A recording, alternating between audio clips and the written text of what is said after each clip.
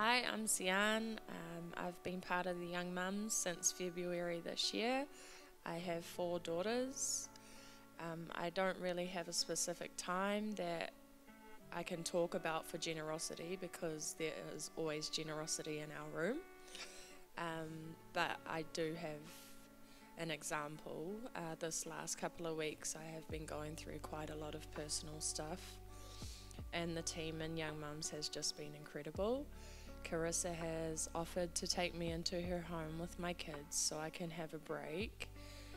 Shannon has constantly messaged me and seen if I'm alright and checked in.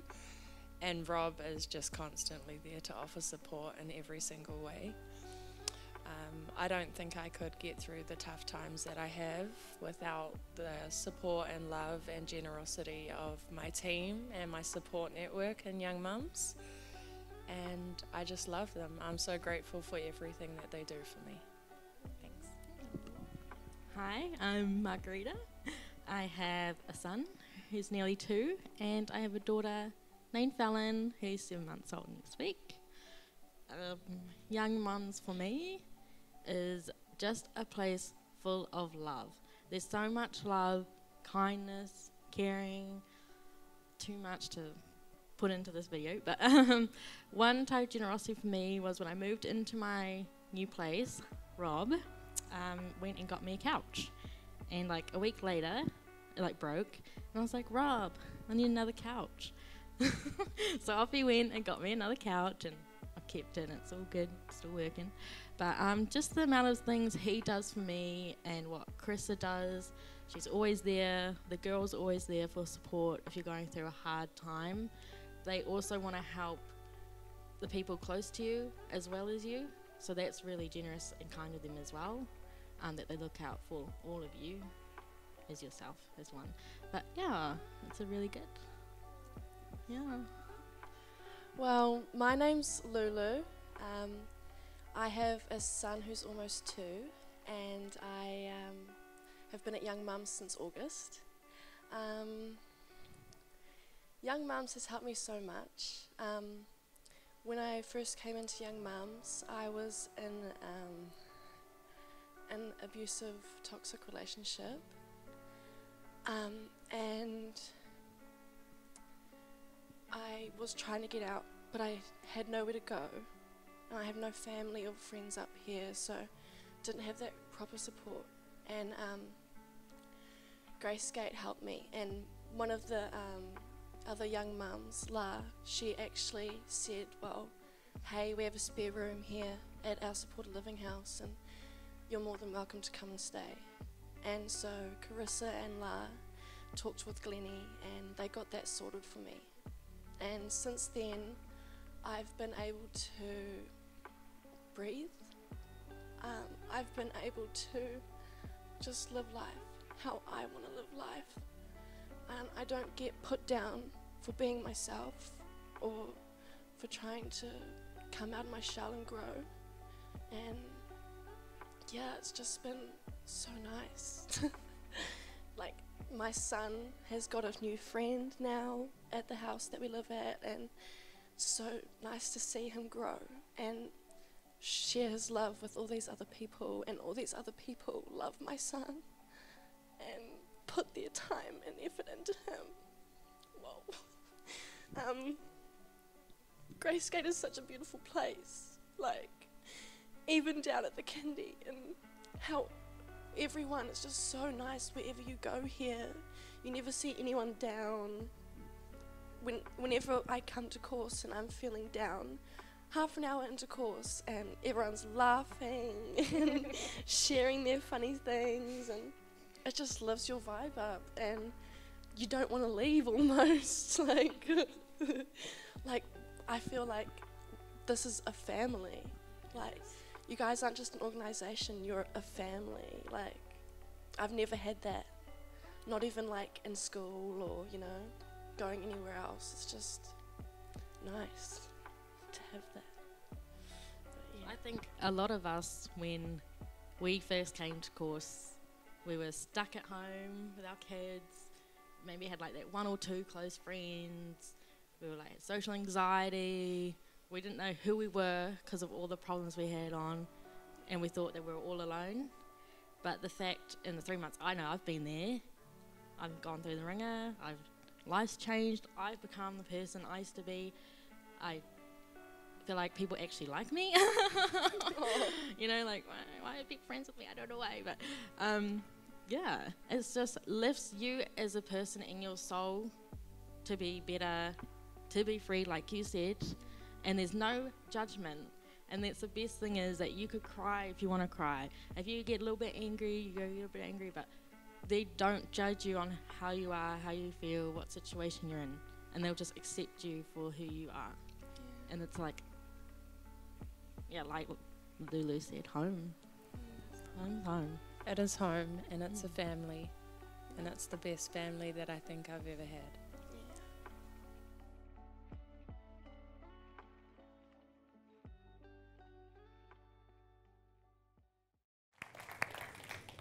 Isn't that amazing? Love this place. Love that, you know, we can be a community supporting each other. And yeah, thanks guys for sharing your story. It's powerful, and it's basically what we want to be speaking about for the next 8 weeks.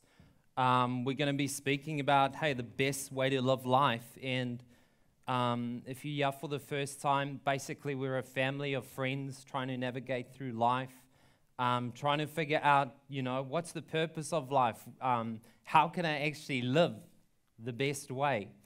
And more importantly, we're trying to see, hey, who's God? What is He about? How do we actually figure out life together? Is He for me? Is He against me? And so today, if it is your first time, thank you for joining us. And hopefully over these next 8 weeks, we're going to figure out, honestly, what is the best way to live life. I want to thank all our friends and family. You guys who came out today, it's an honor to be able to dedicate Harper today to God and just say, hey, God, we need your help.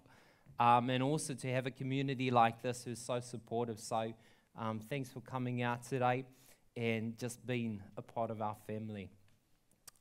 So, are you guys all still with us? Yep. Yeah? Are you ready for the best way to live life? I want to take you quickly back to where it all began. In the context of faith and whether you believe in God or you don't believe in God, we want to go back to when Jesus rocked up on this earth. He was born as a baby. He lived a life for only about 30 plus years. And it was incredible because when he started his ministry, wherever Jesus went, there was always a crowd of people. There was always a crowd of people following him. And it was amazing because the religious leaders of his day were actually sus when they looked at him. And they were like, they don't trust in Jesus because he was turning everything upside down. He was coming, he was making a difference. He was coming to people, he was healing people. He was hanging out with the people that society had cast out. And it's amazing that all the people who nobody liked, Jesus liked, and he was around them, and he was with them all the time. And so that's kind of a catalyst for us as a community and as a church. And basically, that's where we believe that the way, the movement, the church, Christianity actually started was Jesus actually calling people and saying, hey, there's a way that I think is best for you to live, and that way is I want you to just follow me. And unfortunately, if we look at history, we can see that the church has messed up many times. Christianity has messed up many times. And today, if we have to say, hey, what is a Christian? It's muddy water because there's so many distorted versions of what a Christian really looks like. And so for us, it is important to actually try and come back to what's the main thing. What is the way, this movement that was started? Jesus says this in John 14, and he said, hey, I am the way, the truth, and the life. And so if we really want to figure out, hey, what's the best way to live life, we believe that, hey, we just want to follow Jesus. And we don't believe that Jesus was actually to make a point, but actually he came to actually make a difference. And us as a community, that's our hope, is we don't want to make a point, but we actually just want to make a difference. And just through that short video of the Young Moms program, we can see that something is happening. People's lives are being transformed in this place, and it's all because of a community who are saying, hey, we want to follow Jesus, we want to learn from him and see how we can live the best life. So that's where the movement all started. And today, one of the things that I want to share about as we kick off kind of the theme today is I believe that one of the best ways to live life is to live a life of generosity. If you look at Jesus, if you look at the way he lived, he was always generous. That's who he was. That's what he showed. That's what he gave. And this is the challenge for us because I think over these next 8 weeks, we're going to speak about points that I think all of us know. This isn't new information, and whether you believe in God or don't believe in God, I think this is something we all know, but yet it's often that we don't actually live it out. We actually don't live it out, and so we want to figure out, like, why? What's stopping us? What are the barriers that are neglecting or we're neglecting or that are holding us up in the context of actually living a life of generosity? So today to illustrate and pretty much just show how passionate I think Jesus was about generosity and how that actually looks in the context of faith, I want to share with you a story that was recorded. It was by Luke. Luke was a doctor, and he was an eyewitness, someone who was with Jesus. And this is a story that happened when one of the experts of the law, a religious leader, came up to Jesus, and he's pretty much asking him, hey, what is the best way to live life? This is found in Luke 10, and this is what it says. It says, on one occasion, an expert in the law stood up to test Jesus. Teacher, he asked, what must I do to inherit eternal life? So yeah, we have this scholar, pretty much this theologian, someone who actually knows about God and faith, and he's saying like, hey, what must I do to inherit eternal life? Like, is this all that life is about? Surely there's more. Surely there must be something after this life. But even in this life, what must I do? How should I live my life? What is the best way to live my life so that I can gain eternal life? And Jesus responds and he says, well, what is written in the law? And he said, like, how do you read it? Like, how do you interpret it? How do you read the law that has been written? What does it mean to you? And so the religious scholar responds, and this is what he says. If we go to the next one, he says, love the Lord your God with all your heart and with all your soul and with all your strength and with all your mind, and love your neighbor as yourself. Basically, Jesus was, the religious scholar was actually saying to Jesus, this is what's written. It's like, number one, love God with everything that you are. Like, make him your number one priority. And in the context, if we see God as someone who's actually for us and he doesn't want something from us, then like, why wouldn't we want to do that? And then he says, hey, and then love your neighbor as yourself. Love your neighbor as yourself. So the expert in the law, or Jesus responds and he says, hey, you have answered correctly. And he says, do this and you will what? You will live. Like, this is the best way to live life. And then the expert in the law, he kind of wants to go on and kind of figure out, like, okay, Jesus, but like, who is my neighbor? Who is my neighbor? If I'm supposed to love God with all my heart and all my soul and all my mind, and I'm supposed to love my neighbor as myself, like, then who's my neighbor? And maybe if we interpret it, like, how do I live a generous life? Who is the person that needs to receive my generosity? And so what Jesus does now is he shares a parable, and Jesus often taught with parables. Often they were just made up stories. Sometimes they may have actually happened to illustrate a huge point. And he starts telling the story, and this is what he says. He says, a man was going down from Jerusalem to Jericho. And when he was attacked by robbers, it said they stripped him of his clothes, they beat him, and they went away, leaving him what? Half dead. All right, remember that. And then it says that a priest happened to be going down the same road, and when he saw the man, he passed by on the other side. Check this out with me. Here's Jesus speaking in the context of faith, in Christianity, and he's telling, hey, this person, who is his neighbor? And then he shares a story, and he says, hey, there's this guy who gets robbed, beaten up. He's lying what on the side of the road? Half dead on the side of the road. And he says, now a religious leader, a priest, all right, happened to be going down the same road, and he does what? He sees him. He sees him. So he sees this person in need, and then he decides, hey, I'm going to do what?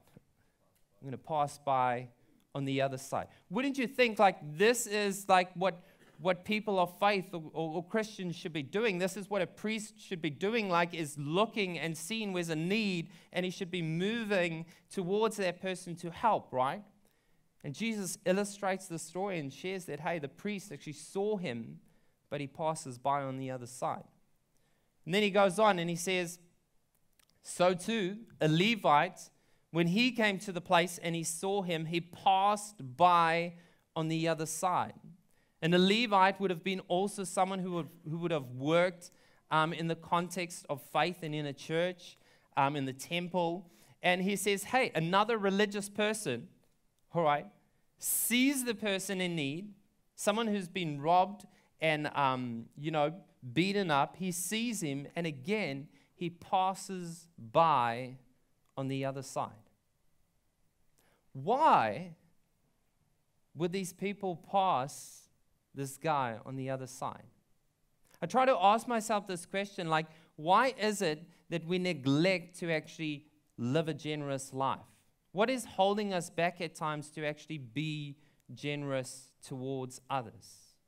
When I thought of this, I think like, well, maybe, the Levite and the priest, they're just busy, right? Their schedule's overloaded. They've got to go to work. They've got the next thing on and the next event and everything else that's on. So they're just like, man, my schedule's full and I can see you half dead, but hey, guess what? I can't help you out. Maybe they thought, just like some of us always think, maybe that, I know someone else will come and make a difference. I know someone else will probably come in and meet this person's need. And in this story, that's exactly what happens, as we'll see as we go on. But that's not the story that we see every day here in Auckland. That's not the brokenness that we hear of every day here at Gracegain, where people are actually at the end of their rope and there isn't anyone to support or to help. Jesus continues the story and he says, but a Samaritan, as he traveled, he came where the man was, and when he saw him, he took pity on him. I love this. The Samaritan would also be the least expected person to actually stop and help this person. But it's the Samaritan who stops, he sees the person, and he has this deep sorrow, this deep compassion, this empathy. Basically, the question I think we could ask ourselves in the context of generosity is like, hey, like what breaks your heart? Because if we really have the eyes that the Samaritan had, as soon as he sees this man broken and out, he has pity. He has compassion. What breaks your heart? What breaks your heart? When you think of Auckland, when you think of what's happening in our world, like what is it that moves you? Or are you running your life to me focused, like maybe the priest and the Levites who didn't even see him? They saw him, but they didn't even see him.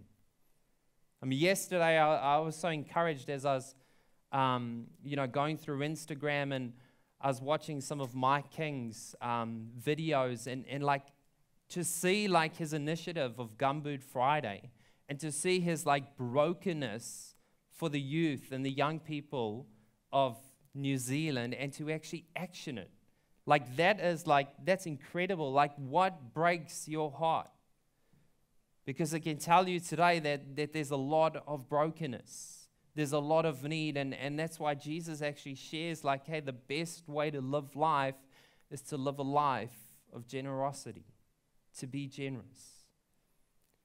Check He moves, and then as soon as he sees him and he has pity, look what he does. He actions something. He went to him. He moves towards him. And he bandaged his wounds, pouring on oil and wine. And then he put the man on his own donkey, brought him to an inn, and he took care of him. I love this, that as he sees the need, he doesn't, he kind of, I guess, I don't know, we don't know the time frame, but he just moves towards that need. I don't know if he's a doctor or anything, but I don't think so. And he bandages his wounds. So he's probably using his own resources. He's using his own clothes to actually help this person who's broken. And then he put the man on his donkey and he brought him to an inn and took care of him. You see, generosity is all about actually going the extra mile. I mean, for me, if it was me, I probably could have maybe bandaged his wounds, maybe poured some oil and wine on and said, hey, you're good. I got to go. He's only half dead, right? He'll survive. He'll be okay. But generosity moves us to go the extra mile. Here, the guy went the extra mile. He put the man on his donkey. He brought him to an inn, a safe haven, a safe place, and then he took care of him. And check this out, what he does there. The next day, he took out 2 denarii, and he gave them to the innkeeper. And he says, look after him, he said, and when I return, I will reimburse you for any extra expense you may have. I mean, come on. This is ridiculous. This is crazy. Imagine this happened today in our context, right? Isn't this good? Imagine if all of us just lived a life of generosity. Yeah, we see that he takes his own money and he even says, hey, I'm not even going to just pay for it now, but I'm actually going to return. I'm going to come back, and when I come back, I want to reimburse you for any extra expense that you may have. I love this story. As I think about this Samaritan man and I try and put myself in his shoes, I see that he is full of generosity, that he has obviously figured out the best way to live life. And in this story, we can see these points that kind of stick out. The first one is this, that he invested his time. His time. It cut through his schedule, his priorities, the things that he maybe wanted to do. He had to put on pause to be generous to this person. The second thing that we see is that he extends his service. That he decides, hey, I'm going to actually help out. We don't know if he had the skills. We don't know if he was competent enough to actually help out, but he just did. He just did what was in his hands. He just used what was in his hands to extend a service and make a difference. And then lastly, we also see this, that he shares his possessions. He shares his possessions. As Jesus is speaking about generosity, as he's answering this question to this expert in the law, he's helping this person see a whole different perspective of the way that he entrusts and he says we should live life. And if you look at these things, if we had to hide out this invested, we see that it's his time, it's his service, it's his possessions. And I wonder how many of us are really just living life like this, thinking that this is what's going to really satisfy, this is what's going to bring me so much meaning and purpose and joy, because the other side doesn't look that great. But actually what Jesus is teaching is he's saying actually through generosity, through going the extra mile, we actually find so much more. A quote that I found says this, it says, if you want momentary happiness, serve yourself. But if you want lasting fulfillment, serve someone else. I mean, if we want to, just enjoy the few things that life has to offer, or just be okay with existing, or then actually serve yourself. But if we really want to find deep, meaningful joy and happiness and contentment, then serve others. This past week, I was watching a TED talk that was showing there's actually research that has been going into discovering that the more we actually serve, the more we actually give, the more generous we are, the happier we actually are. The happier each and every one of us are. He ends like this in the story then, and he says to the expert of the law, he says, hey, so which of these three do you think was a neighbor to the man who fell into the hands of robbers? He says, hey, so here's the parable, here's the story I shared with you. So who do you think is the neighbor? Who's the person that you think is the neighbor? And he answers like this, and he says, hey, the expert in the law replied, the one who had mercy on him, the one who was generous to him, the one who stopped and cared and loved and said, hey, you first instead of me. And then Jesus tells him, he says, hey, go and do likewise. Go and do likewise. Go and live this way. Remember the question that the expert of the law was asking, like, how do I inherit eternal life? Like how do I find meaning in life? How do I actually discover how to really live life to the fullest? And what we're answering over this series is that we believe the best way to live life, and the first thing is to live a generous life. And today, I think everything I shared is not new information to any of us. I think we all know this. We know that actually, hey, living a life of generosity is so meaningful. It makes a difference, not only in the person's life that we're generous to, but in our own life. We're happier that way. But I think there's this like deception. There's times that we just drift to selfishness. It's easier. It's more comfortable. We think it's more satisfying. A couple of years ago, or actually it's a long time ago, a few of my friends and I, we were in Malaysia and we were serving on a service trip, and we were there for a couple of weeks serving at a school. It was a school that was hosting a lot of kids from the villages around there who were mostly all orphans. And our time at that school was crazy. I can remember going and speaking to the principal when our whole team got there, and he said, hey, I know you guys, your groups always come through, and I know you're just going to really lounge around and not do anything. And we're like, what? Like, no, we're here to serve. Like, we've come to actually make a difference. And so we served there for a couple weeks, and it was crazy. It was like early mornings, late nights. We were exhausted. And by the time we'd actually finished, our time at the school, a few of our friends, we said, like, we really need a break. And so we Googled, and we found this incredible island, Tiamun Island in Malaysia. And we were like, man, that's exactly where we got to go. And so a few of our friends, we booked tickets, and we had a 6-hour bus ride all the way from Kuala Lumpur to the port, and then we had like a 3-hour ferry trip to get to the island. But we were super stoked, we were excited, we were like, this is going to be the best thing ever. And we boarded the bus. It started at 11 o'clock at night, so it's an overnight bus. And we got on this bus, and we were enjoying the trip, and we stopped halfway. And when we stopped halfway, they stopped like in the middle of nowhere. It's like a jungle, and they got like one shop there and a little toilet that you can use. But if you've ever been to Malaysia, you have to try their roti canai, all right? Or their rotis with like condensed milk and Milo. Has anyone tried those? They're like the bomb. And then the other thing we loved in Malaysia was their Milo ice, which is just Milo with ice, but it was like so good.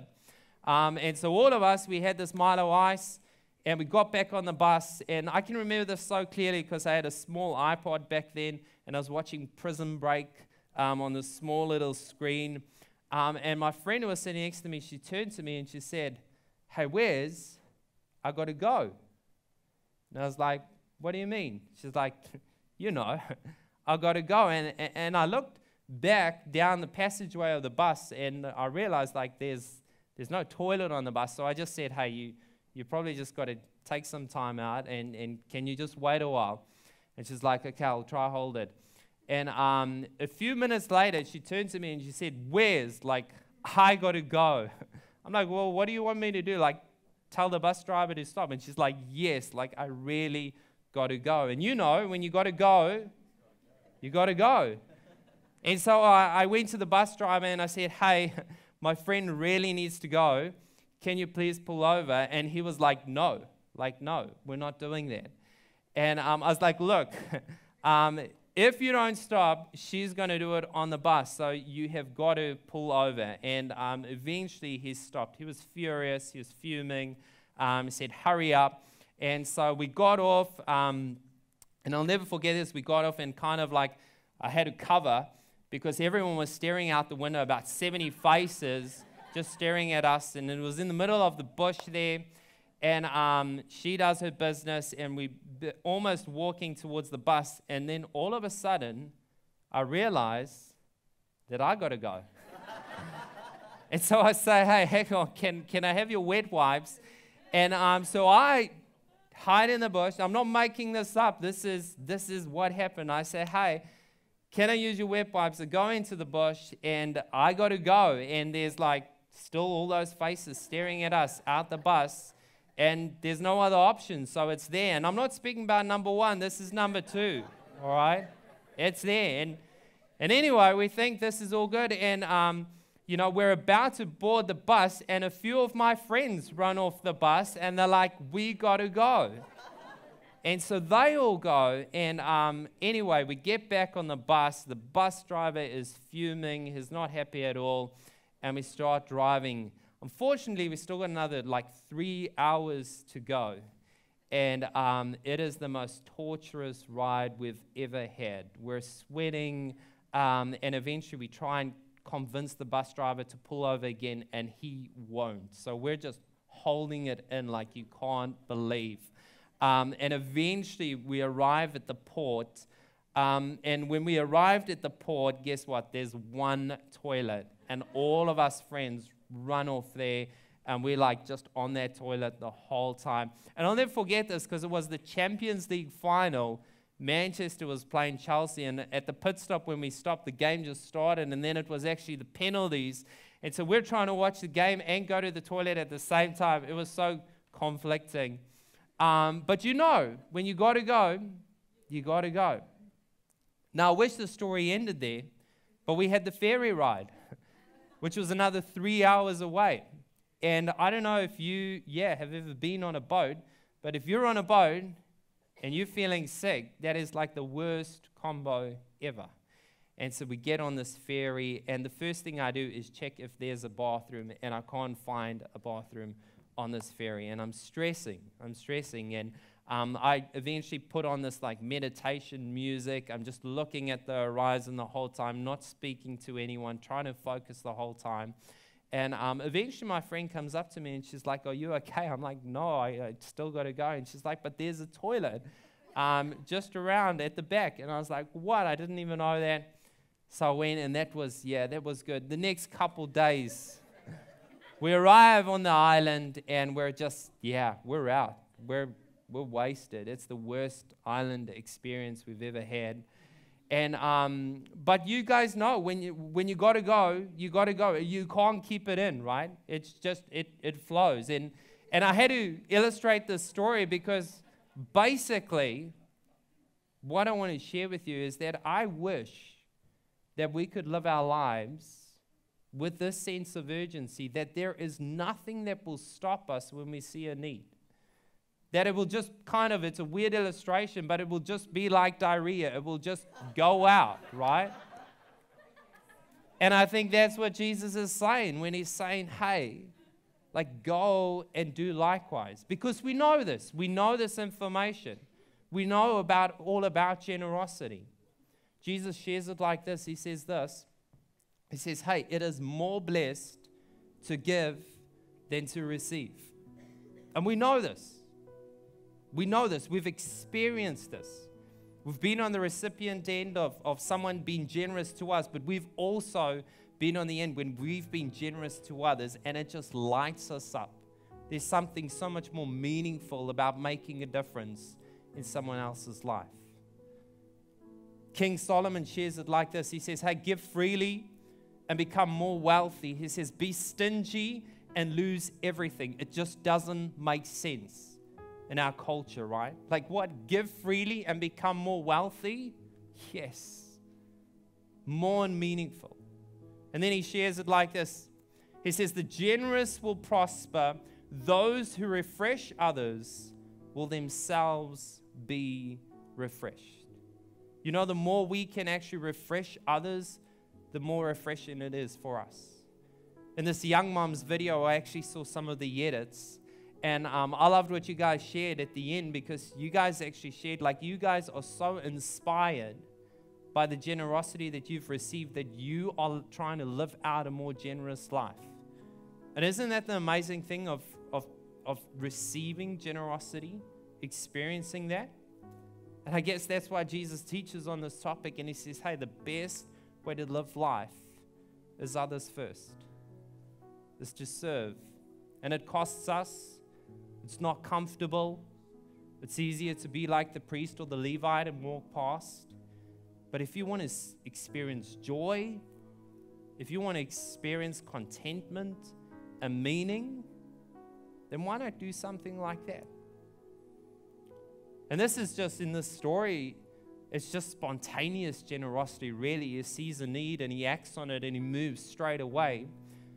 But you know, we can also make a plan with our generosity. We can make a plan. We can think of organizations that, you know, needs that actually break our heart and be like, you know what? I want to go and make a difference there. And I've seen that in this community. I've seen people who've actually say like, man, it breaks my heart to see so many young mums actually not having any support. And guess what? Taylor goes and kicks off Mummies in Need, making an incredible difference in Auckland. You know, we've seen the hurt and the pain that addictions have had in so many people's lives. And, you know, the turmoil that the families have, like, what do we do? We don't know where to go. What do we do? And isn't it awesome that this community rises up and say, hey, let's start a program that can actually make a difference for these people who are struggling through addiction. And because of your generosity, because of your time, because of your talents, because of your possessions, your finances, we're able to make a tangible difference almost every single day. And that brings so much meaning to our lives. So today, as I close, I want to ask you the question, where are you on a scale? If you had to give yourself between 1 and 10, 10 being like outrageously generous, 1 being like I'm the greediest, nastiest, everything is just all about me. Where are you on that scale? Where are you on that scale? 11, awesome. But honestly, where are you? And you know what? You can choose today how you want to live life, and I can guarantee you, you'll be happier for it if you live a life of generosity. Jesus said it, and we believe it, and we're going to try and follow that. Be incredibly generous. The last thing I want to share is this: in failing to care for others, we actually fail to care of ourselves. If this is all correct, if this is all true, even the research and the science that is even showing, even the MRI studies that can actually show the brain and what's actually happening in the brain when we actually serve and are generous to others, then we're actually doing ourselves a disfavor when we're not actually helping others out. Last week, we had this girl, Harlow. Some of you might know her. She's in our community. Her granddad's here today. She came up to us and she said, hey, Wes, at the block party that's happening last week, can I create some lucky dips, and I want to sell these lucky dips, and all the fundraising that I raise is all going to go to Mummies in Need. And we're like, let's do it. And yeah, she is. Look at her. She's just, out there, hey? And I wanted to interview her today. Unfortunately, she said she couldn't be here today. But I was blown away because this is Harlow. I think, Malcolm, is she 11? 10 going on 11. Okay. But like, this is her initiating, seeing a need and saying, hey, I'm 10, I can make a difference. I can create something, I can action it. And she did that, and on the night, she sold out everything. She raised $201 that she's supporting all to Mummies in Need. And I thought that was cool, but I thought, you know what? This deserves a surprise. And so I thought, wouldn't it be awesome if next week I can interview Harlow, can get her up on stage, we can ask her why she did this, because this is all from her own plan. She can share a bit of her story, but then can I maybe say, hey, you know what, Harlow, I asked a few friends, and I said, hey, would you guys like to contribute, and let's see if we can double that amount. And I did that with some of our staff team this week, so they've actually contributed towards Mummies in Need, and everything's just going to go in support of Mummies in Need. And I'm going to invite you to be a part of that today. If you want to support Mummies in Need, it's not going to anything with Gracegate, and we can just give Harlow an incredible surprise next week when she comes on stage, and we can say, hey, actually, because of your generosity, it inspired us to be generous as well. And we can see if we can actually double that $201. Does that sound good? So if you want to be a part of that, maybe just as you're leaving today, go to the Next Step station, and yeah, just give a contribution there, but it will be awesome. But I wanted to share a story because some of you, I know what you're thinking through a talk like this. You're thinking, you know what, Wes? I just don't have time. I don't have time. I'm not wealthy enough. I don't have enough finances to help someone out. You know, I'm barely figuring it out now. I mean, life is tough. Things are expensive. And like, honestly, my skill set, like, I don't even know what I have that I can actually give. And if that's you today, I want to challenge you on that, because actually right now, however your finances look, however your time looks, however your skill set looks, you've got something in your hand that can make a difference in someone's life. And my hope is that you will just action it. When you got to go, you got to go. God, today, I thank you for this community, but more importantly, God, we're thankful for your grace, because that's the whole reason we do everything that we do here. We're inspired that you're a God who cares about us, that you would be so generous to us, that even though we mess up in life, we don't always figure it out, you're there for us. You're helping us. You're guiding us. And today, as we speak about living a life of generosity, we want to cling to that, God. We don't just want to know information and think, yeah, that's good, but no, we actually want to action it. We want to live it out. And I can already just imagine the stories of, you know, community like this just saying, yeah, that's me. I want to live a life of generosity, not just a moment, but a life that will continuously make a difference and have a ripple effect on so many people's lives. So God, use us. Use our gifts, use our talents, use our time, use our finances to make a difference where there's a need. This is our prayer in Jesus' name today. Amen.